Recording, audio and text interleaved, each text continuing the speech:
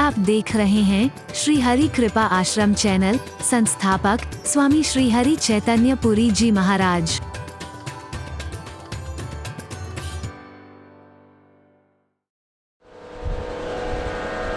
अगर खाली सीधे सीधे अर्थ लगा करके इसको अपनाने की कोशिश की, कई बार भ्रमात्मक स्थिति पैदा हो जाएगी। इसके हर पहलू पर विचार करना आवश्यक है। माता, पिता, स्वामी, गुरु या समर्थ यानी प्रभु, इनकी आज्ञा उचित और अनुचित का विचार किए बिना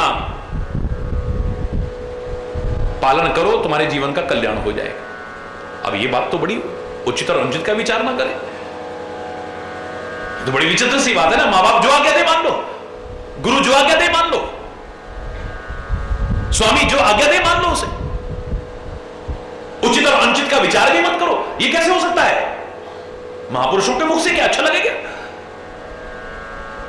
मैं कह रहा हूं, चैलेंज करके कह रहा हूं, लेकिन एक शर्त लगाते हुए, अगर वो सच्चे अर्थों में माता है, अगर वो सच्चे अर्थों में पिता है, अगर वो सच्चे अर्थों में स्वामी है, वो सच्चे अर्थों में अगर सदगुरु है, अगर सच्चे अर्थों में वो परमात्मा है, आंख मूंद करके मान लेना तुम्हारे जीवन का अकल्याण नहीं हो सकता। सच्चे अर्थों में माता हो, खाली जन्म देने मात्र से नहीं, उसका भी ऋण तुम कभी चुका नहीं सकते हो। उसकी भी सेवा करनी चाहिए, सत्कार करना चाहिए, बड़ी अच्छी बात है। लेकिन बिना सोचे समझे विचार किए बिना आज्ञा पालन करने के मामले में एक प्रश्न लगाना जरूरी है, प्रश्नवाचक चिन्ह। क्या वो सच्चे अर्थों में माता कहलाने लायक है? माता और पिता को परमात्मा का स्वरूप कहा है। धरती पर रूप मां बाप का उस विधाता की पहचान है। अगर धरती पर कोई भगवान है तो माता पिता से बढ़कर के नहीं, ये कह दो तो कोई अतिशयोक्ति नहीं। लेकिन जहां पर यह कहा है कि माता पिता परमात्मा से बढ़कर के हैं, जननी जन्मभूमि से स्वर्गादपि गरीयसी, स्वर्ग से बढ़कर के है मां और मातृभूमि, वहीं पर यह भी कहा था माता शत्रु पिता वैरी येन बालो न पाठिता। वो मां नहीं है जो बच्चों को अच्छे संस्कार ना दे, जो बच्चों को शिक्षा ना दे, बच्चों को अच्छे संस्कार ना दे। वो मां नहीं, वो दुश्मन है हमारी। माता शत्रु पिता वैरी, वो पिता नहीं है, वो भगवान का रूप नहीं है, दुश्मन है हमारा। ये न बालो न पाठितः, जो अपने बच्चों को पढ़ाते नहीं हैं, अच्छी शिक्षा नहीं देते हैं, अच्छी विद्या नहीं देते हैं, अच्छे संस्कार नहीं देते हैं। और अच्छे संस्कार तो तभी देंगे जब अपने अच्छे संस्कार होंगे, और जिनके अच्छे संस्कार हैं वो गलत राह पर आपको ले जाने की कोशिश करेंगे नहीं। तो फिर आंख मूंद के मान लो ना। अगर अच्छे संस्कार देने वाले हैं, अब मां कहे कि चोरी करो, अब तुम कहो कि माता की तो आज्ञा माननी चाहिए, परशुराम ने तो अपनी पिता की आज्ञा पालन करते हुए मां की गर्दन भी काट दी थी। अरे बोलो, लोग तर्क देते हैं लेकिन उसकी गहराई में जाने की कोशिश नहीं करते, उसके ठीक सार को, मर्म को समझने की कोशिश नहीं करते और समझाने की कोशिश नहीं करते हैं। जो मैं हमेशा कहा करता हूं, नीम हकीम खतरे जान, little knowledge is always dangerous. अधूरा ज्ञान खतरनाक होता है, और ज्यादातर लोग अधूरे ज्ञान में जी रहे हैं। जहां पर पूर्ण ज्ञान आ जाए, अल्पज्ञता खत्म हो जाए, मैं दावे से कह रहा हूं, ना संशय रहेगा और जीवन कभी पतन के मार्ग पर जाने की संभावना भी नहीं रहेगी। अरे बोल, पूरा जानते ही नहीं। तो माता अगर सच्चे अर्थों में माता है, जो अच्छे राह पर चलाने की कोशिश करे, अच्छे राह पर चलते हुए बच्चों को और सहायता देने की कोशिश करे। अब राम अगर जा रहे हैं वन को, तो लक्ष्मण को थोड़ी वनवास हुआ था, लेकिन ये है मां, इसलिए नाम ही उसका सुमित्रा, अच्छी मित्र है। दोस्त वो है जो अपने दोस्त को अच्छी राह पर चलाए। वो दोस्त नहीं है हम तो लंगोटिया यार हैं, शाम को रोज साथ बैठ के पीते हैं, ये यार नहीं है, दुश्मन है ये। तो तुम्हारे शरीर को बर्बाद करें, तुम्हारे पैसे को बर्बाद करें, तुम्हारी इज्जत को बर्बाद करें, तुम्हारी शांति को बर्बाद करें, तुम्हारे घर को बर्बाद, तुम उसे यार समझो, लेकिन वो यार नहीं है तुम्हारे। सच्चा मित्र कौन है? जो गलत राह से भी हटा करके अपने मित्र को अच्छी राह पर चलाने की कोशिश करे, वो है अच्छा। तो मित्र बन जाएं। पुराने जमाने में कहा भी था कि एक उम्र हो जाए तो प्राप्त है तो 16 वर्षे पुत्रम मित्रम समाज, पुत्र को मित्र की तरह समझो, पुत्री को मित्र की तरह समझो, उसे बेटा या बेटी मत समझो, दोस्ताना ताल्लुकात रखो। हरि बोल।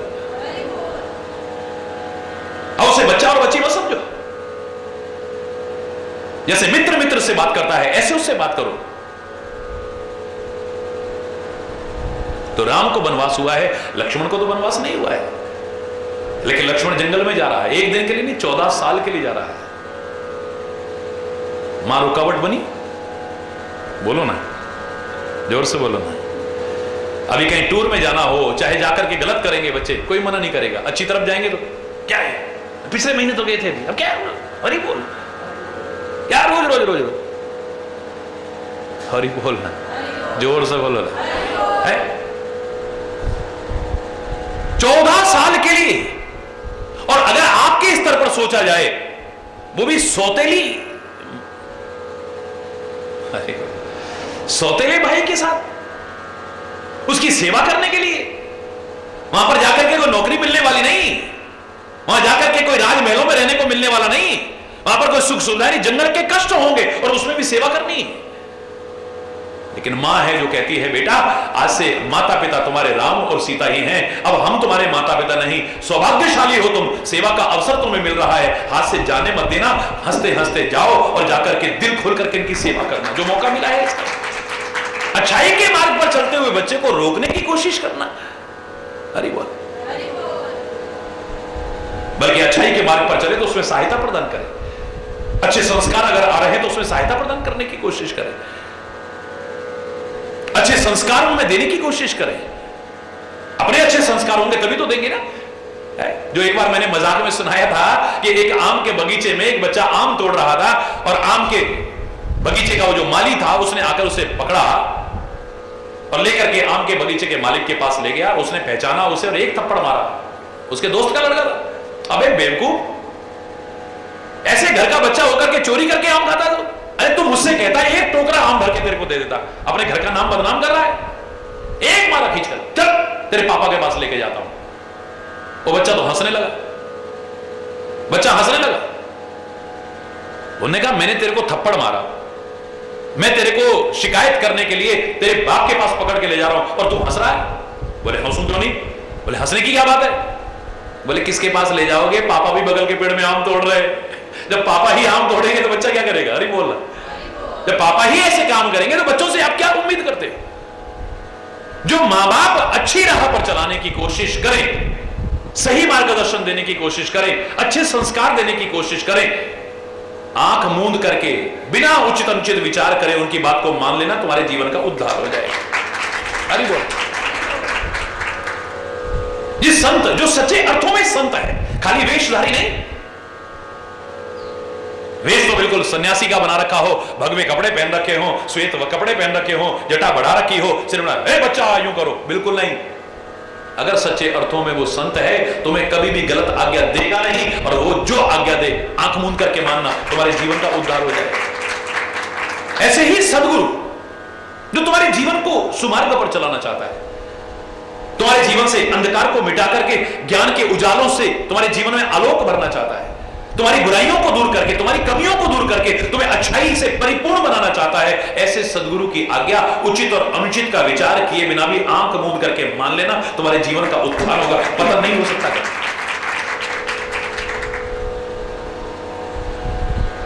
भरत के मन में जो आ रहा है ये गलत नहीं आ रहा है। अगर गुरुदेव कहेंगे राम लौट जाएंगे, जबकि राम और कोई कहता तो उनके मन में प्रश्न आता, ये कैसे हो सकता है, हम रघुवंशी हैं, प्राण जाए पर वचन, रघुकुल रीत सदा चले आई, हमारे कुल की तो रीति है, प्राण चले जाए पर वचन नहीं जा सकता है। अब इस वचन को कैसे टाल सकता हूं मैं? 14 वर्ष तक वापस लौटने का सवाल ही नहीं होता है। लेकिन भरत कहते हैं अगर गुरुदेव ने कह दिया तो मेरा राम एक बार ना नुकरनी करेगा, तुरंत वापस लौट जाएगा। ये शिष्य की दशा होनी चाहिए और गुरु की दशा होनी चाहिए। गुरुदेव भी राम का रुख देख करके ही तो आज्ञा देंगे। जब राम गलत राह पर चल नहीं रहा है, राम स्वयं मर्यादा परिपूर्ण जीवन जी रहा है, उसको जबरदस्ती कोई बात थोपने की क्या आवश्यकता है? बोलिए, अगर ये परंपरा आ जाए मेरे शायद किसी और चीज की आवश्यकता नहीं पड़ेगी।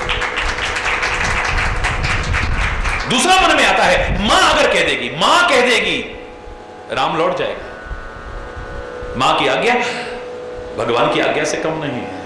हरि बोल।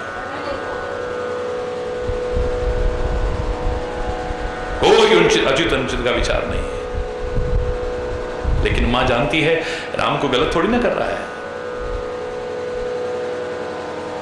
मां भी ऐसी आज्ञा नहीं देगी कि लौट चलो, तुम जबरदस्ती हो, हट नहीं करेगी, नहीं अब तुम्हें चलना पड़ेगा, मैं तुम्हारी मां हूं, मेरी आज्ञा है, चलो वापिस। नहीं, हरगिज नहीं। क्या ये प्रसंग आपको समझाने की कोशिश नहीं कर रहा कि शिष्य को कैसा होना चाहिए और गुरु को कैसा होना चाहिए, बच्चों को कैसा होना चाहिए, मां बाप को कैसा होना चाहिए, स्वामी को कैसा होना चाहिए और सेवक को कैसा होना चाहिए। हर संबंध की अगर मर्यादा ठीक से निर्वाहित हो तो कहीं किसी प्रकार के संदेह की गुंजाइश ही नहीं रह जाती।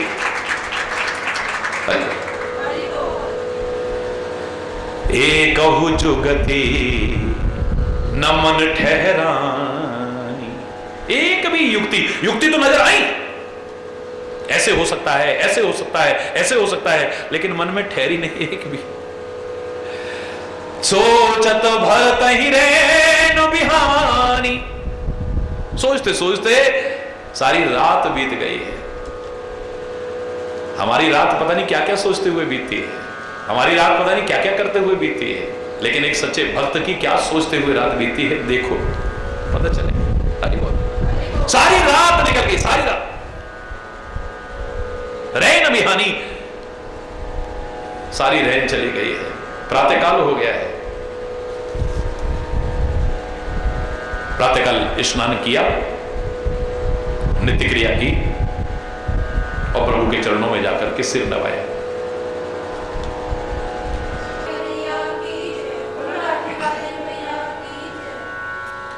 हरि बोल, हरि बोल। निर्णय नहीं कर पा रहे हैं कुछ भी, कुछ उपाय नहीं सूझ रहा है कि श्री राम कैसे वापस अयोध्या को जाए।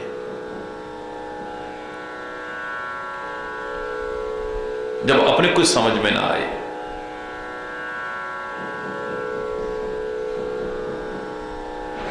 तो फिर जिस पर भरोसा है उस सदगुरु को या परमात्मा को समर्पित करके प्रयास करो, कोई ना कोई मार्ग निकल आए। वैसे भी धर्म संकट जब आता है तो कहावत भी कही है, सांप और छछूंदर जैसी हालत हो जाती है, ना निगलते बनता है ना उगलते बनता है। निगलोगे तो मृत्यु है, उगलोगे तो आंखें निकल जाएंगी। तो ऐसी हालत में क्या करें जब? तो विचारशील लोगों ने कहा कि सांप और छछूंदर की जब ऐसी दशा हो जाती है कि ना उगलते बनता है और ना निगलते बनता है, तो उनको पानी में डाल दिया जाता है, दोनों अलग हो जाते हैं। और ज्ञान तो पानी से भी बदला है। ज्ञान की शरण लेकर के या ज्ञान स्वरूप सदगुरु की शरण लेकर के धर्म संकट की स्थिति मिट करके उपाय अवश्य ही हमें सूझे। तो जब भरत के कोई उपाय समझ में नहीं आया तो गुरुपद कमल प्रणाम करे बैठे आयस पाए। गुरुदेव के चरणों में आके प्रणाम किया है, उनकी आज्ञा पाकर के वहां बैठे हैं कि अब मैं क्या करूं। एक भी उपाय मेरे मन में टिक नहीं रहा है कि कैसे राम को वापस अयोध्या ले जाया जाए।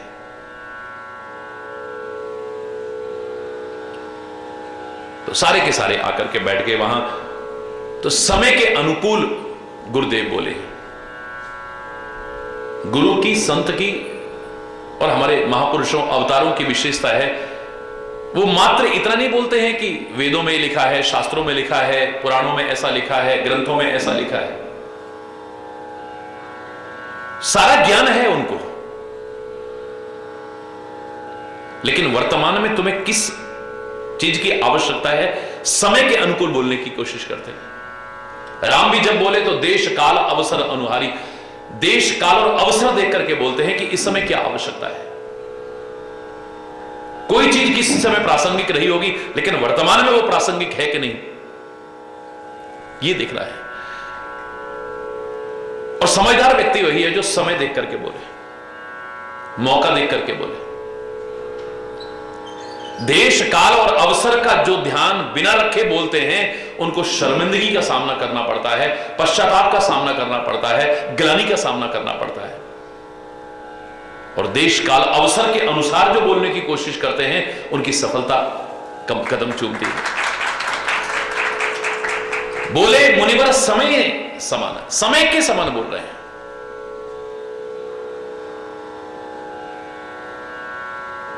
समय पर हर चीज अच्छी लगती है, याद रखना।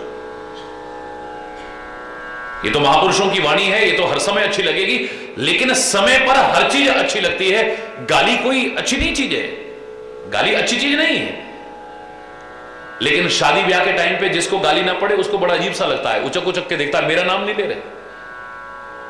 तो शादी ब्याह में गालियां भी अच्छी लगती हैं, हर चीज समय पर अच्छी लगती है। रंग गुलाल है, होली के टाइम पर कोई लगाए तो बड़ा अच्छा लगता है, आगे पीछे लगाएगा तो उतना अच्छा नहीं लगेगा। दीपावली के समय जो दीपों की शोभा बनती है, यद्यपि दीप तो सदैव जलाना चाहिए और बाहर ही नहीं, ज्ञान के दीप से अपने अंतर को भी उजाला करने की कोशिश करनी चाहिए, अलग बात है। लेकिन दीपावली के समय जो शोभा होती है, हर चीज समय समय पर अच्छी लगती है।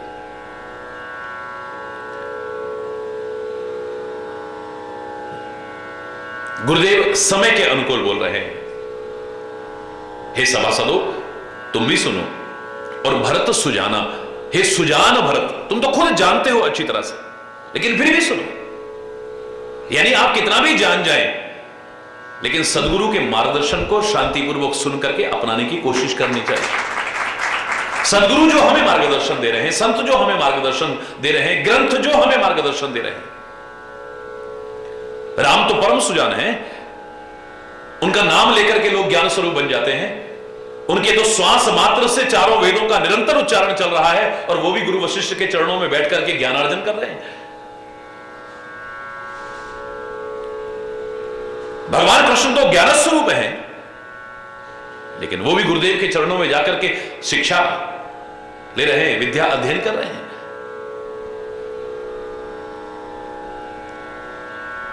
तो भरत तुम सुजान हो, तुम भी सुनो, और जितने सभासद बैठे हो आप लोग भी सुनो।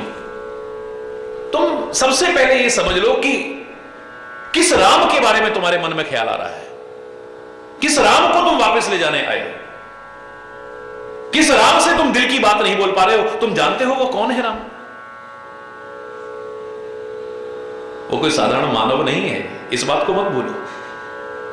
सबसे पहले तुम्हारे मन में यह आना चाहिए कि वो साक्षात परमात्मा है, वो हमारे अंतर की बात को जानता है। उसे न भी बताएंगे तो भी मालूम है। धर्म धुरीन भानुकुल भानु, राजा राम सुबस भगवान। तुम राज तिलक करो ना करो, ये तो राजा राम है ही, और ये खाली अयोध्या के नहीं, सारी दुनिया के मालिक हैं। ये सोबस भगवानु, ये कोई परतंत्र नहीं है, स्वतंत्र नहीं है, अपने वश में है। इनके अधीन सारी सृष्टि है, ये किसी के अधीन नहीं है। हां, प्रेम और भक्ति के अधीन ये हो जाते हैं, अलग विषय। प्रेम हो तो गोपियों ने छछियावर छाछ पे नाच नचाया उसी परमात्मा को, जो सारी दुनिया को नचा रहा है अपने इशारे पर। सारी सृष्टि जिसके वश में है, वो भी प्रेम के वश में हो जाता है, भक्ति के वश में हो जाता है, भावनाओं के वश में हो जाता है, एक भक्त के वश में हो जाता है। ये एक अलग विषय है।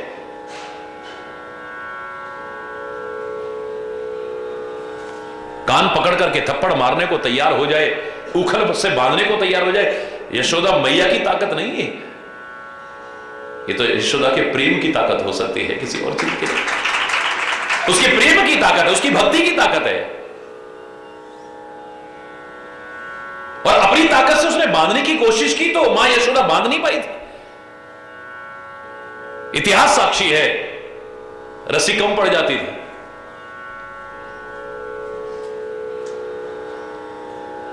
वो रस्सी कम नहीं पड़ती थी, प्रेम की कमी आ गई है। हल्का सा अभिमान का अंकुर आ गया कि मैं बांध दूंगी कन्हैया को, मैं बांध दूंगी उखल से। कोई नहीं बांध सका, उसे कौन बांध सकेगा? एक प्रेम है जिसके बल पर बंध सकता है, बाकी कोई ताकत नहीं है किसी की। और आखिर में जब हार गई, पूरा वृतांत नहीं सुना रहा हूं, सारी रस्सियां अपने घर की भी आसपास की मंगा ली, फिर देखे तो फिर 2 अंगुल छोटी पड़ रही है। तब समझ में आया, हृदय से प्रार्थना की, जो थोड़ी सी कमी पड़ रही थी वो कमी को पूरा किया, आंखों से आंसू बहाए, यानी प्यार उमड़ा है। एक क्षण नहीं लगा, कन्हैया बंध गया है उखल से। सारी दुनिया के मालिक को, सारे संसार के पिता को बेटा बनाने की ताकत दशरथ और कौशल्या में नहीं है, नंद और यशोदा में नहीं है, देवकी और वसुदेव में नहीं है, पर उनके प्यार में वो ताकत है कि जगत पिता को भी बेटा बना के दिखा दे, जगत पिता को भी बेटा बना करके दिखा दे, सारी दुनिया के मालिक को अपनी गोदी में खिला करके दिखा दे, अपने आंगन में विहार करा के दिखा दे। ये उनके प्यार की takat हो सकती है, उनकी भावनाओं की ताकत हो सकती है, उनकी भक्ति की ताकत हो सकती है, उनकी ताकत नहीं है। हरि बोल।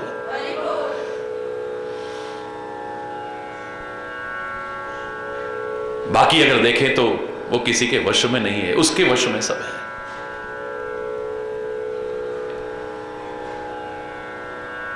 जीव स्वतंत्र नहीं है, स्वतंत्र होकर के भी स्वतंत्र नहीं, परतंत्र है ये।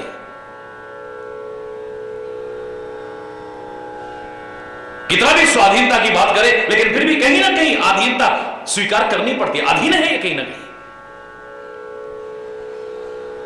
राम स्ववश भगवान है, ये अपने वश में है,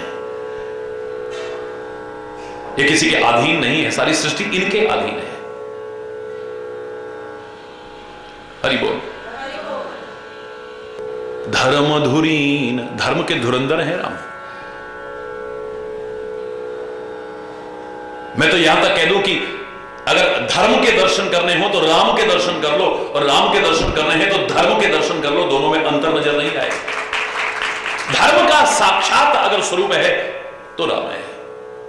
धर्म के दर्शन होते हैं, सत्य के दर्शन होते हैं, मर्यादा के दर्शन होते हैं। गुरुदेव कहते हैं कि राम धर्म धुरंधर है, धर्मानुसार वो निर्णय लेंगे, इस बात को मत भूलना। भानुकुल भानु, सूर्य कुल के भी सूर्य हैं ये।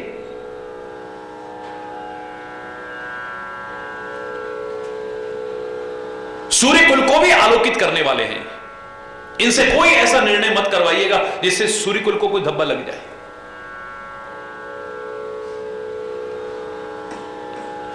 मैं एक बात जरूर कहूंगा, मजा तब है जब दुनिया करे ना करे, लेकिन तुम्हारी आत्मा तुम्हारी बड़ाई करे, कोई सच्चा महात्मा या सदगुरु तुम्हारी बड़ाई करे, या परमात्मा तुम्हारी बड़ाई करे। इससे बड़ी बात और क्या हो सकती है? दुनिया बड़ाई करे, दुनिया बुराई करे, इस पर मत जाना। दुनिया की बुराई और भलाई मायने भी नहीं रखती है, ये सब स्वार्थी है। कहीं ना कहीं कोई स्वार्थ आड़े आता है, वो पूरा हो जाए तो आप बहुत अच्छे हैं, नहीं होगा तो आप बहुत बुरे। मैंने एक बार कहा था, आम आदमी की आज अच्छाई बुराई की क्या परिभाषा देते लोग।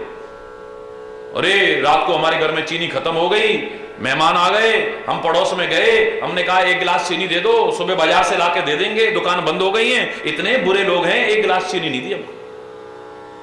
1 गिलास चीनी दे देते तो बहुत अच्छे, वरना बहुत बुरे। अरे आदमी कितना भी अच्छा हो, लेकिन तुम्हारे मन के अनुकूल नहीं हुआ तो तुम उसको बुरा कह दोगे।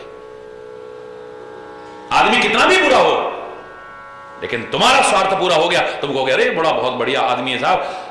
चाहे वो कितना भी चोर हो, लुचक्का हो, चक्का हो, लफंगा हो, गुंडा हो, बदमाश हो, अरे साहब इतना बढ़िया आदमी है, हमें गाड़ी की जरूरत पड़ी, 1 सेकंड नहीं लगाया, हमारे कहने से पहले उसने गाड़ी हमको दे दी, लो ले जाओ, बहुत बढ़िया आदमी। हमारी तो परिभाषा, इस दुनिया की परिभाषा मायने नहीं रखती है। कदम कदम पर मर्यादा पालन करने वाले राम को भी, जिनकी 2 सृष्टि थी, उन्होंने कह दिया काय के मर्यादा पुरुषोत्तम भगवान थे, बाली को छुप के मार दिया। काय के भगवान थे, सीता को जंगलों में छोड़ दिया, वो भी गर्भावस्था में। काहे के भगवान थे, काहे के भगवान, ये तो भगवान को भी नहीं छोड़ती है। अरे बोल, बड़े बड़े महापुरुषों को नहीं छोड़ती है। मजा तब है जब तुम्हारी आत्मा तुम्हारी प्रशंसा, आत्मा से कभी विचार करो शांत होकर के, तो तुम्हारी आत्मा तुम्हें धिक्कारे ना, कोई महात्मा या सदगुरु धिक्कारे ना, और परमात्मा तुम्हें धिक्कारे ना। जब वो बड़ाई करे तो असली बड़ाई वही है। मजा तब है। सदगुरु बड़ाई कर रहे हैं। और मैं तो कहूं कि कुछ जीवन ऐसा हो कि बड़े भी तुम्हारा सम्मान करें। आप बड़ों का सम्मान करते रहो, लेकिन तुम्हारा जीवन ऐसा हो कि बड़े भी तुम्हारा सम्मान करने को तैयार हो जाए। या गणेश का जीवन रहा होगा कि पिता भी उसकी पूजा कर रहा है। हरि बोल, हरि बोल। ऐसा जीवन हो, ऐसा आदर्श जीवन हो, ऐसा महान जीवन हो, ऐसा दिव्य जीवन हो। दुनिया नहीं, एक बार तो दुनिया का मालिक भी वाह वाह कर उठे, कहे कि किसको भेजा है दुनिया में।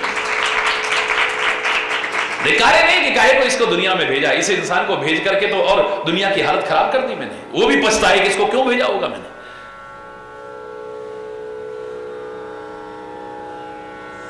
गुरुदेव वशिष्ठ कह रहे हैं,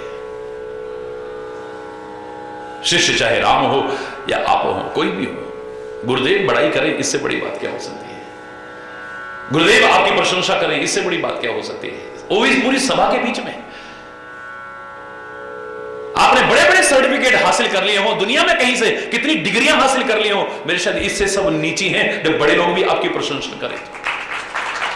इतने लोगों के बीच कहे नहीं, राम धर्म धुरी नहीं। अपने सूर्य कुल के भी सूर्य हैं ये राजा राम है, ये स्वबस भगवानो, ये स्वबस किसी के अधीन नहीं है, स्वतंत्र भगवान है ये साक्षात। सत्यसंध, ये सत्यसंध है, सत्य का पालन करने वाले हैं। पालक श्रुति से तू,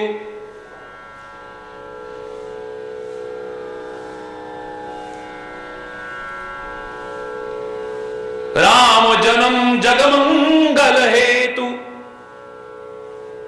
वेदों की मर्यादाओं का पालन करने वाले हैं, उनके रक्षक हैं ये। और इनका जन्म ही संसार में मंगल करने के लिए हुआ है।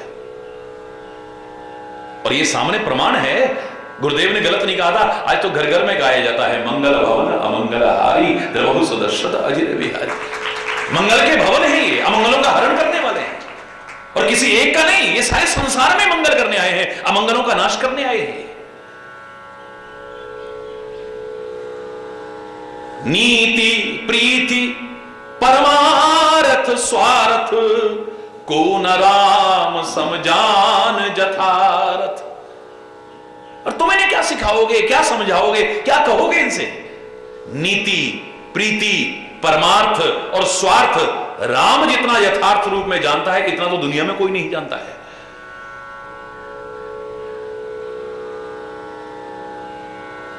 नीति क्या है, राम अच्छी तरह से जानता है। प्रीति क्या है, राम अच्छी तरह से जानता है। परमार्थ क्या है, राम अच्छी तरह से जानता है। और स्वार्थ क्या है, राम अच्छी तरह से जानता है। बताने की आवश्यकता नहीं। गुरु वशिष्ठ कहते हैं कि मैं यहां तक प्रमाण दे सकता हूं कि ब्रह्मा हो, विष्णु हो, महेश हो, सूर्य हो, दिक्पाल हो, माया जीव कर्म कुल काला, बोले जितना भी संसार में प्रभुता है, अच्छी तरह से मन में विचार करके देख लिया है, राम की आज्ञा सब पालन कर, यानी सब राम के अधीन है, सबसे ऊपर है ये मत भूलो कि ये कौन है। इसलिए तुम अपने अपने मन में विचार कर रहे हो कि क्या करना चाहिए, क्या करना चाहिए, क्या करना चाहिए। मेरा तो कहना है सभासदों और हे प्रिय भरत, एक ही कहना है कि राखे राम रजाए रुक, हम सब कर हित हुए। बस राम की रुचि रखने में ही हम सबका भला हो सकता है। और राम जो चाहते हैं वो करो,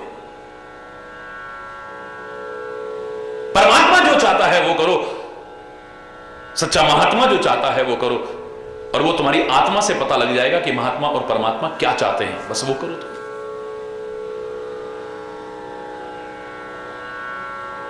तुम्हारी आत्मा तुम्हें जवाब दे देगी। अगर तुम गलत करोगे, नहीं ये ठीक नहीं है,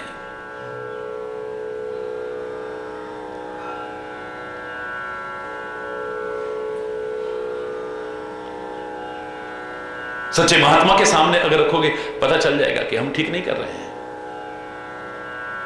परमात्मा तो सब जानते ही हैं। हम सबकी भलाई किसमें है, इस बात को विचार कर लो कि राखे राम रजाए रुख, राम के रुख और आज्ञा के रखने में ही हम सबकी भलाई है। ये देखो कि राम क्या चाहते हैं। मैंने आपसे कहा था कि भरत की क्या विशेषता है, मैं भरत का चरित्र लेकर के क्यों बैठा हूं, क्योंकि हम सब अपने आप को भक्त समझ रहे हैं और मेरे शायद भरत जैसा आदर्श भक्त और कौन हो सकता है, उसके चरित्र को सामने लेकर के प्रेरणा लें, जीवन में अपनाएं तो इस मार्ग में आगे आगे बढ़ जाएंगे। राम क्या है और भरत क्या है, दोनों एक हैं, लेकिन भरत परछाई बन चुका है राम के, और परछाई का अपना कोई अस्तित्व नहीं होता है, परछाई की अपनी कोई मर्जी नहीं होती है, परछाई की अपनी कोई रुचि नहीं होती है। इससे ज्यादा प्रमाण और इससे बड़ा उदाहरण दुनिया में कोई और नहीं मिलेगा कि हम उसका प्रतिबिंब बन जाए, परछाई बन जाए उसकी। भरत राम ही की परछाई, भरत राम की परछाई बन चुका है। व्यक्ति जो करता है परछाई वही करती है। व्यक्ति अगर ऐसे करेगा परछाई ऐसे करेगी, व्यक्ति ऐसे करेगा परछाई भी ऐसे करेगी। परछाई की अपनी कोई रुचि नहीं है, अपनी कोई क्रिया नहीं है, पूरी तरह से अधीन है उसके। बस तुम भी उसके अधीन होकर के अपनी क्रियाओं को निष्पादित करो, फिर देखो क्या मिलता है। परछाई की अपनी कोई रुचि नहीं है। हम तो बात बात में हमारा भी तो मन करता है ना, हमारा भी तो मन करता है ना, हे भगवान हमारा भी तो मन करता है ना, हे गुरुदेव हमारा भी तो मन करता है। हम अपने मन को रोते रहते हैं। भक्ति की एक सीढ़ी नहीं चढ़े अभी हम, हमारा मन तो कुछ है ही नहीं। फिर हम कोरा गाते रहे तन मन धन सब है तेरा, ही बोल रहा, हमारा मन काहे का है।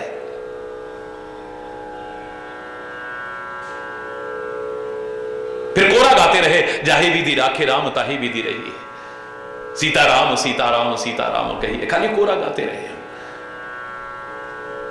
अब सौंप दिया इस जीवन का सब भार तुम्हारे हाथों में, सब तुम्हारे हाथों में सौंप दिया, अब जिधर ले चल तेरी मर्जी है, तेरी मर्जी के हम हैं गुलाम। ये खाली गीत गाते रहे हम।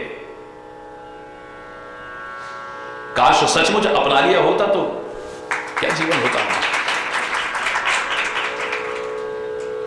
मैं तो कई बार कहता हूं कि तभी तक हम आगे नहीं बढ़ पा रहे हैं जब तक हम अपनी रुचि देखते हैं, अपना रुख देखते हैं, अपनी पसंद देखते हैं, अपने मन के अनुसार चलने की कोशिश करते हैं।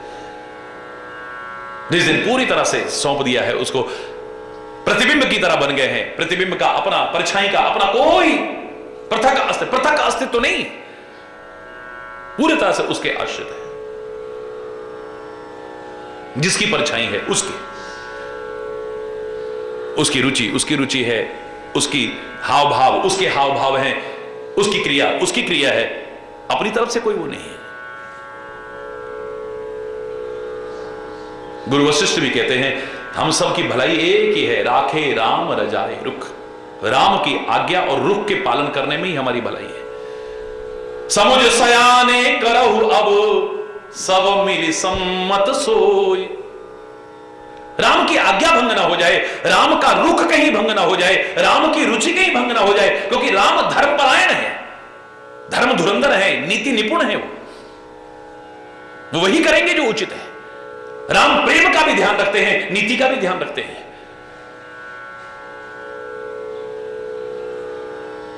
सारे मिलकर के सर्वसम्मत ऐसा हल निकालो जिसमें राम की आज्ञा और रुख रह जाए। ये तो निश्चित है, राम का अभिषेक होना सबके लिए सुखद भी है और सब चाहते भी हैं। सब कहां सुखद राम अभिषेक, सबके लिए सुखदाई है। राम का राज्याभिषेक होना, राम राजा बन जाए तो प्रजा सुखी हो जाएगी, बिल्कुल ठीक है।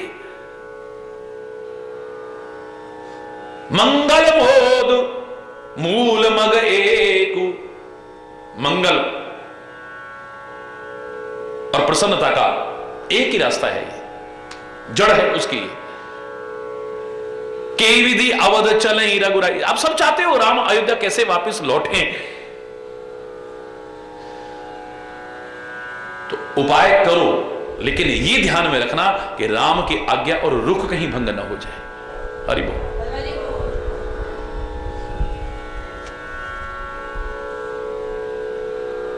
मेरे को याद है जब मैं पढ़ा करता था तो एक बार किसी ने पूछा था, अगर भगवान तुमसे कहें कि बेटा क्या मांगना चाहते हो,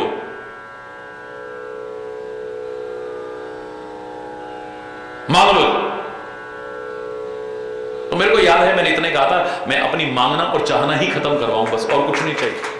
मैं कुछ मांगना ही नहीं चाहता हूं, बस तू मिल जाए, सब कुछ मिल गया है।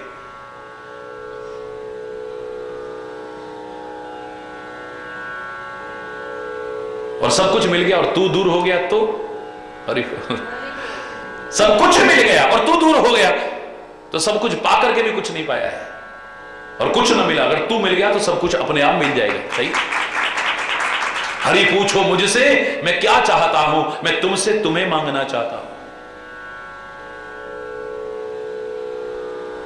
बहुत पहनना पीना खाना दिया है, बहुत घूमने को जमाना दिया है, बहलने को हर एक बहाना दिया है, पर अब तुमसे ही बहलना चाहता हूं, मैं तुमसे तुम्हें मांगना चाहता हूं, बस और कुछ नहीं चाहता हूं। तू मिल जाए, सब कुछ मिल गया है।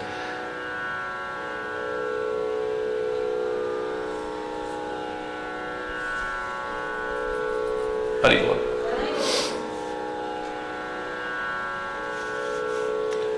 सब सादर सुनि मुनिवर बानी, नए परमारथ स्वारथ सानी, उतर न आव लोग भय भोरे, तव सिर नाय भरत कर जोरे।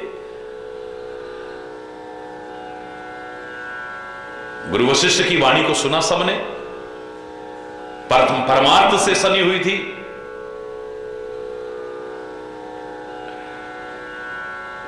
और स्वार्थ में भी सनी हुई थी। स्वार्थ और परमार्थ मायो कि अयोध्या लौटाना चाहते हैं, राज्याभिषेक करना चाहते हैं, लेकिन परमार्थ क्या है कि राम की रुचि और रुख जिसमें हो वही करना है। इतनी महान वाणी सुन करके अब क्या उत्तर दें लोग, क्या कहें लोग, बाकी क्या बचा है। सब ऐसे हो गए हैं कि कुछ वाणी नहीं निकल पा रही उनकी। तब हाथ जोड़ करके सिर झुका करके भरत कहते हैं, हरि भरत बोलते हैं,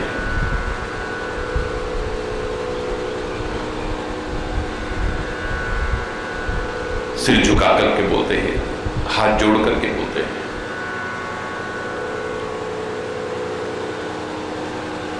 बोलना भी हर एक को नहीं आता है, और वो भी समय के अनुकूल।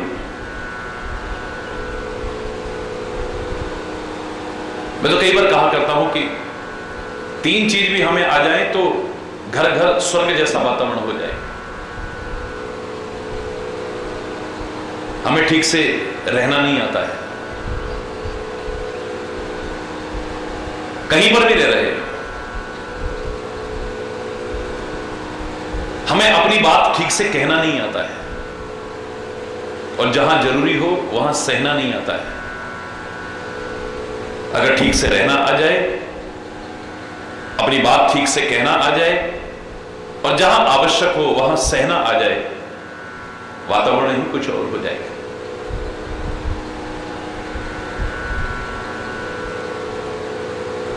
बोली ऐसी हो जो वातावरण को भी बहुत सुंदर बनाने की कोशिश करे, हंसते खेलते वातावरण को विषाक्त और कटुता परिपूर्ण न कर दे, अशांत न कर दे।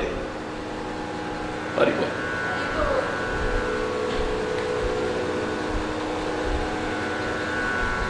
बोलने वाले को भी शांति मिले और सुनने वाले को भी शांति मिले, अनंतम है।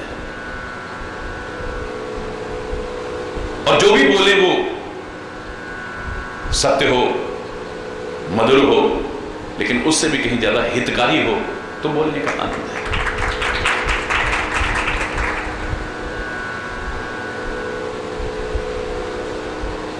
बहुत प्रभाव है इस वाणी का, बहुत प्रभाव है।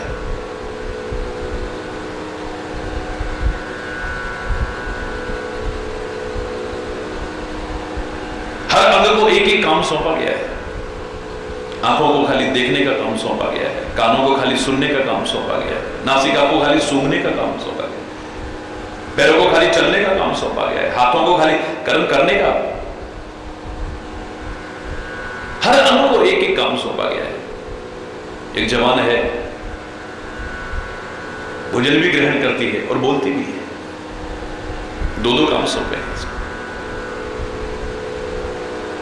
रस भी ग्रहण करती है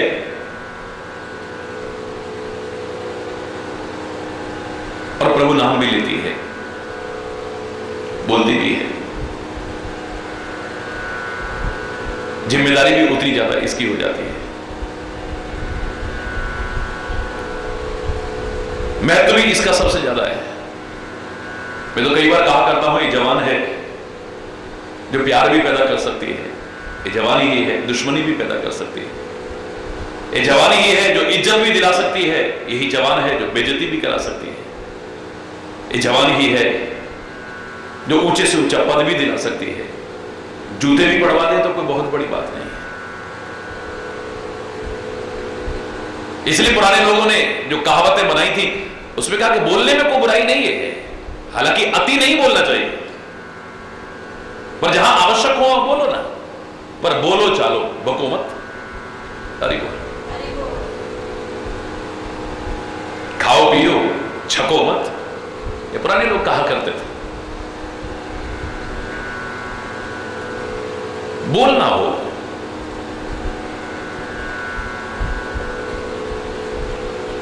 सब तपते लोगों को भी राहत मिल जाए, शांति मिल जाए, ऐसी जबान से भाषा निकले, शब्द निकले। ऐसे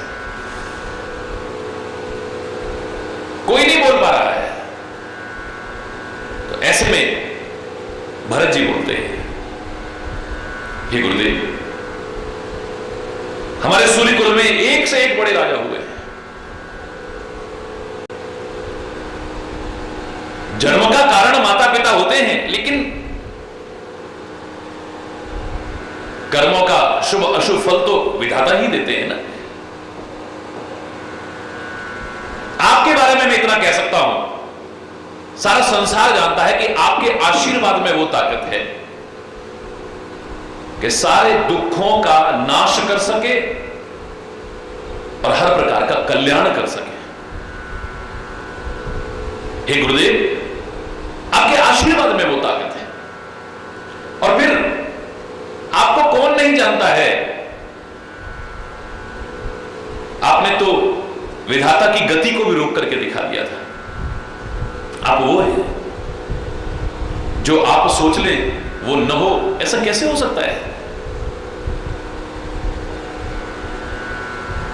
गुरु पर विश्वास नहीं, ऐसा दृढ़ विश्वास हो तो विशेष लाभप्रद है। सकई को टाल टेक, जो टेकी आपने जो सोच लिया है उसको कौन टाल सकता है? विधाता की भी हिम्मत नहीं है उसे टाल सके। हे गुरुदेव, आप मुझसे कहते हो कि कोई उपाय बताओ, ये मेरा दुर्भाग्य ही होगा कि आप जैसे गुरुदेव हो और उपाय मैं बताऊंगा। आप जो कह दोगे वही हमारे लिए, सबके लिए शिरोधार्य होगा और हितकारी होगा। आप तो आदेश दीजिए गुरुदेव। प्रेम के वचन सुन करके हृदय में बड़ा अनुराग उत्पन्न हुआ है, गुरुदेव के भी और सबके भी। गुरुदेव कहते हैं, बात तो तुमने कही है, उसमें कोई संदेह नहीं है, बिल्कुल ठीक है, लेकिन राम से विमुख जीव सपने में भी सिद्धि प्राप्त कर लेगा, यह संभव नहीं है। माना कि असंभव भी संभव हो सकता है, लेकिन परमात्मा से विमुख जीव, धर्म से विमुख जीव प्रत्यक्ष में तो क्या, स्वप्न में भी सिद्धि प्राप्त करे, वो नहीं लगता है। एक बात कहते हुए मुझे संकोच हो रहा है, लेकिन बात सत्य है कि बुद्धिमान लोग, अगर सारा कुछ नष्ट हो रहा हो, सारा कुछ जा रहा हो हाथ से, तो आधा त्यागने में अगर आधा बच जाए तो संकोच नहीं करते। गुरुदेव कहते हैं, अर्ध तजहि बुद्ध सर्वज्ञ। बुद्धिमान व्यक्ति कौन है? अगर सारा जा रहा हो, कुछ भी बचने की उम्मीद ना हो, और उसमें से आधा त्यागने पर आधा बच जाए तो वो आधा त्यागने में जरा देर भी नहीं करेगा। नाव में व्यक्ति जा रहा हो, वजन के मारे नाव डूबने की नौबत आ जाए और नाव में बहुत कीमती खजाना भरा हुआ है, तो वो क्या करेगा? अगर सबको समेट के रखेगा, सबको ऐसे पकड़ के बैठेगा तो वो सामान भी जाएगा और खुद भी डूबे। वजन की वजह से नाव अंदर डूबने की नौबत आ रही है, तो बुद्धिमान व्यक्ति क्या करेगा? एक एक चीज निकाल करके बाहर फेंकना शुरू करेगा। अगर आधा बाहर फेंक करके आधा बच जाए और जिंदगी भी बच जाए तो बुद्धिमान ऐसा करने में संकोच नहीं करते हैं। मूर्ख व्यक्ति सब कुछ समेट करके, जिसकी सबकी जाने की नौबत हो, उस सबको समेट करके अपनी जान तक से हाथ धोने की कोशिश करता है। मूर्ख व्यक्ति। समझदार कहता है आधा चला जाए कोई बात नहीं, आधा तो बचेगा और जिंदगी बचेगी। सब सोच रहे हैं कि गुरुदेव कहना क्या चाहते हैं, लेकिन भरत इशारा समझ गए। अरे बोला, समझदारों को इशारा काफी होता है और ना समझ को तो सारी जिंदगी भर भी समझाते रहो तो मेरे शायद गुरुदेव स्पष्ट करके कहते हैं, हे भरत, हे शत्रुघ्न, बात वही है कि 14 वर्ष वन में रहना है। राम और लक्ष्मण का जाना आपको भी और सबको बुरा लग रहा है, तो ऐसा क्यों नहीं करते 14 साल के लिए तुम जंगल चले जाओ, राम और लक्ष्मण को और सिया को वापस अयोध्या भेज देते। ये त्रिकालज्ञ गुरुदेव हैं, अंतर्यामी गुरुदेव हैं, सब कुछ जानने वाले गुरुदेव हैं, लेकिन लोगों के मन में भरत का चरित्र उजागर करने के लिए ऐसा कहने की कोशिश कर रहे हैं, कुछ और नहीं, कि भरत क्या है। भरत कोई बातें नहीं कर रहा है। जब निर्णय नहीं निकल पा रहा है कि राम वापस अयोध्या को लौट पाए, क्या उपाय हो जो राम वापस लौट जाए। भरत का प्यार, भरत का त्याग, भरत का समर्पण उजागर करने के लिए गुरुदेव कहते हैं, तुम कानन गवनो दो भाई, तुम कानन गवनो दो भाई, फिर हही लखन सीर घुराई, फिर हही लखन सीर घुराई, तुम कानन गवनो दो भाई। हे भैया, हे भरत, तुम दोनों वन को चले जाओ ना, सीता, राम और लक्ष्मण को वापस अयोध्या भेज देते हैं। ऐसे लगा कि अंधे को आंखें मिल गई, एक निर्धन को खजाना मिल गया। इतनी प्रसन्नता हुई है भरत और शत्रुघ्न को, मन प्रसन्न तन तेज, अंदर भी प्रसन्नता हुई और बाहर झलकने लगी। ऐसे लग रहा है कि इस बात को सुनकर के ही ऐसे लग रहा है जैसे राम राजा बन गए, राम का राज तिलक हो गया है।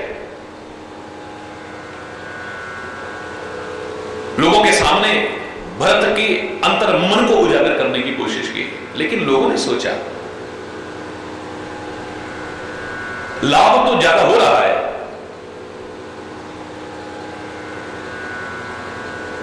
कुछ नुकसान भी हो रहा है कि भरत और शत्रुघ्न जा रहे हैं वन में। लेकिन रानियां कहने लगी मेरे लिए तो बराबर है, राम भी और भरत भी मेरी तो दो आंखें हैं, लक्ष्मण और शत्रुघ्न भी मेरी दो आंखें हैं। ये वन को जाते हैं तो भी उतना ही दुख है, वो वन को जाते हैं तो भी उतना ही दुख है। सब सुख दुख सब रो वही रानियां रो रही हैं कि अगर भरत शत्रुघ्न वन को गए तो भी हमारे लिए दुख उतना ही है।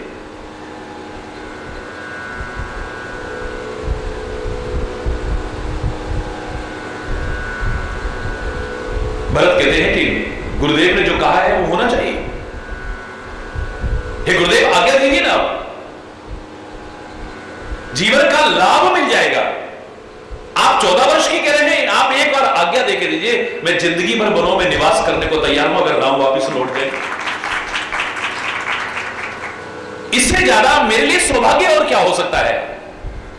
सब लोग चाहते हैं कि राम वापस लौटे, मैं भी चाहता हूं राम वापस लौटे, कोई उपाय नहीं सूझ पा रहा। अगर ये उपाय राम को वापस ले जाता है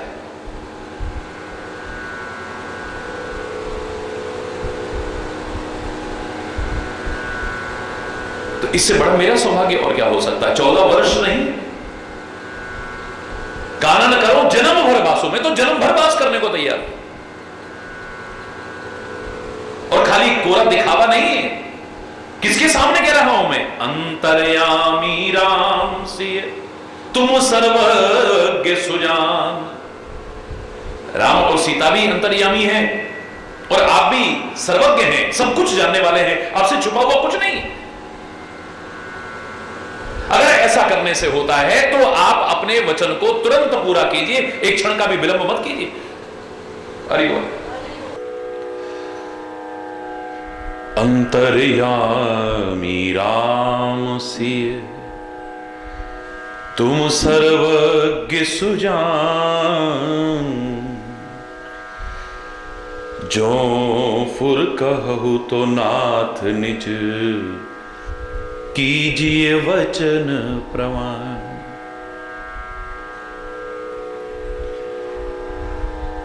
राम और सिया भी अंतर्यामी हैं, सब कुछ जानने वाले हैं और आप भी सर्वज्ञ हैं, सुजान हैं, आपसे कुछ छुपा हुआ नहीं है। हे गुरुदेव,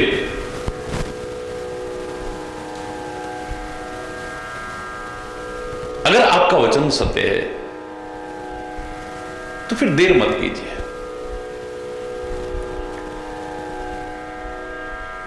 सच्चे हृदय से कह रहा हूं कि अगर जीवन भर मेरे वास करने से, जंगलों में रहने से राम अवध को लौट जाते हैं तो मैं सहर्ष तैयार हूं।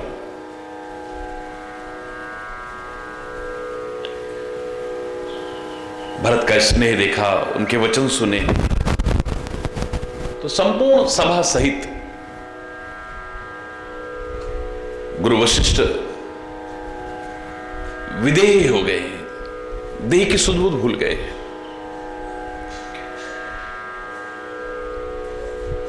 भरत का जो चरित्र है, भरत की जो महिमा है, कोई सामान्य नहीं है।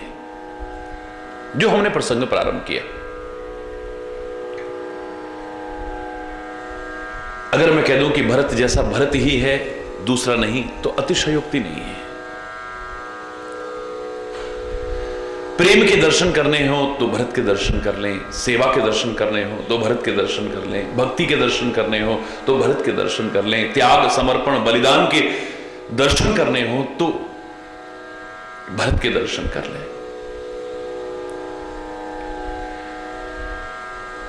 इतनी महान महिमा है भरत की कि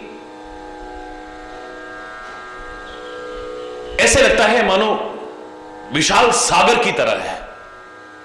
यद्यपि सागर की भी कोई सीमा है, पर भरत की महिमा की तो कोई सीमा ही नहीं है। लेकिन एक उदाहरण दे रहे हैं, वो महान महिमा कैसी है भरत की।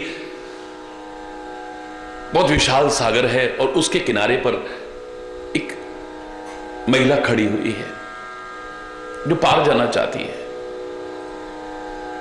लेकिन न नाव नजर आती है, न जहाज नजर आता है, न कोई बेड़ा नजर आता है। बहुत उपाय करने की कोशिश कर, लेकिन कोई उपाय नजर नहीं आ रहा है।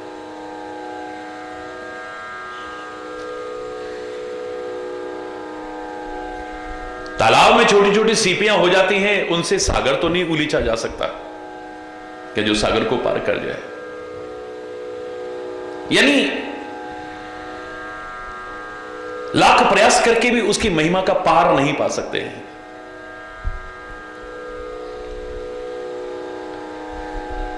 जैसे हम प्रार्थना करते हैं प्रभु के लिए, तो भक्त भी उससे कम नहीं है। याद करिए वो शब्द कहते हैं ना, जितना तू ऊंचा ठाकुर, जितनी है महिमा तेरी, जितना तू ऊंचा ठाकुर,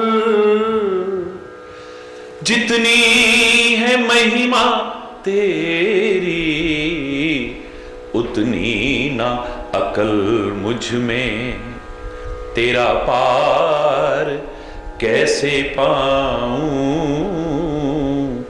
उतनी ना अकल मुझ में, तेरा पार कैसे पाऊं, तेरा प्यार कैसे पाऊं। इतनी महान महिमा है कि लाख प्रयास करके उसका पार नहीं पाया जा सकता है।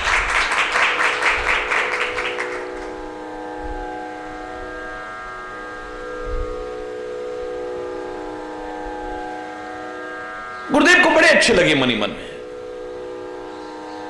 आप दुनिया को अच्छे लगते हैं नहीं लगते हैं एक अलग विषय है, लेकिन अपनी आत्मा को आप अच्छे लगते हैं नहीं, महात्मा को अच्छे लगते नहीं, सदगुरु को अच्छे लगते नहीं, या प्रभु को आप अच्छे लगते हैं नहीं, ये विचारणीय है। आपके जीवन का आनंद तब है, जो मैंने हमेशा कहा है आपसे, कि संसार आपकी प्रशंसा कर रहा है या निंदा कर रहा है, ज्यादा महत्वपूर्ण नहीं है। ये कब किसकी प्रशंसा कर दें, कब किसकी निंदा कर दें, कोई पता ही नहीं। कोई मापदंड ऐसा नहीं बनाया है, अपने स्वार्थ प्रेरित मापदंड है, जिसे विचारकों के दृष्टिकोण से सही नहीं ठहराया जा सकता है, सदैव हमेशा ठीक नहीं ठहराया जा सकता है।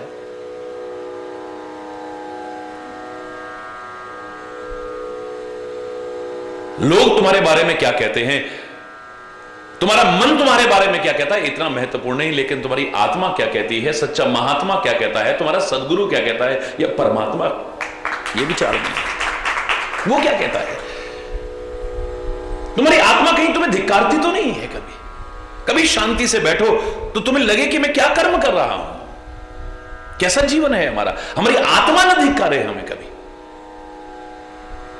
सच्चा महात्मा न धिक्कारे कभी, हमारा सदगुरु न धिक्कारे कभी, या परमात्मा न धिक्कारे कभी।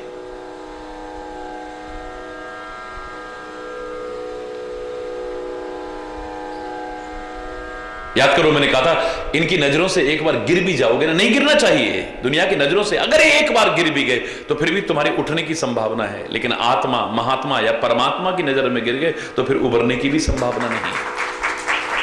शायद इसीलिए प्रार्थना किया करते थे, नजरों से गिराना ना, चाहे जितनी सजा देना। दुनिया से नहीं कह रहे हैं, प्रभु से कह रहे हैं, नजरों से गिराना ना, चाहे जितनी सजा देना, नजरों से जो गिर जाए, दुनिया की नहीं, परमात्मा तेरी, तेरी नजरों से जो गिर जाए, वो मुश्किल ही संभल पाए, बोहन तेरे चरणों की गर धूल ही मिल जाए। तो कि तेरी नजरों से जो गिर गया तो फिर वो जीवन में सबर नहीं पाएगा, उठ नहीं पाएगा कभी। कुछ हमसे ऐसा ना हो जाए, कोई कर्म ऐसा ना हो जाए, कोई चेष्टा ऐसी ना हो जाए, कोई व्यवहार ऐसा ना हो जाए, कोई क्रिया ऐसी ना हो जाए जिससे हम अपनी आत्मा की नजरों में कभी गिर जाएं, या महात्मा की नजरों में गिर जाएं, या परमात्मा की नजरों में गिर जाएं। इनका मन खुश हुआ तो सोच लेना कि जीवन बहुत अच्छा है। इनके मन को अगर हम अच्छे लगे तो सोच लेना कि अच्छा जीवन है हमारा। अब भरत के जीवन के लिए इससे ज्यादा क्या है।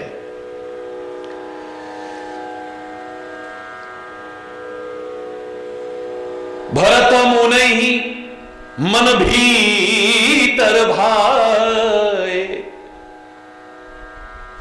मुनि के मन को अंदर ही अंदर बड़े अच्छे, यानी मुनि के अंतरात्मा को बड़े अच्छे लगे भरत।